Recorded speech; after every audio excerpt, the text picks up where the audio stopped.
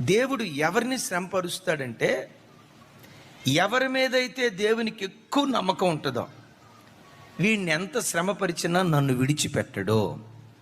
ఎన్ని ఇబ్బందులు ఈ వ్యక్తి జీవితంలో నేను అనుమతించినా ఆ శ్రమలను అనుభవిస్తూ నన్ను స్తుతిస్తానే ఉంటాడు. కానీ ఆ శ్రమలను అనుభవిస్తూ నన్ను ఆరాధించే ఆరాధికుడిగా బ్రతుకుతాడే కానీ, దేవా నాకెందుకు ఇలా చేశావు, నా జీవితంలో ఈ రోగాన్ని ఎందుకు అనుమతించావు, నా జీవితంలో ఈ అపజయాన్ని ఎందుకు అనుమతించావని ఇతడు నన్ను ప్రశ్నించడో, నా మీద తిరుగుబాటు చేయడో, నన్ను విడిచిపెట్టి దూరంగా వెళ్ళిపోడో, కలిగిన శ్రమను బట్టి నన్ను నిందించడం కానీ దూషించడం కానీ వీడు చేయడో.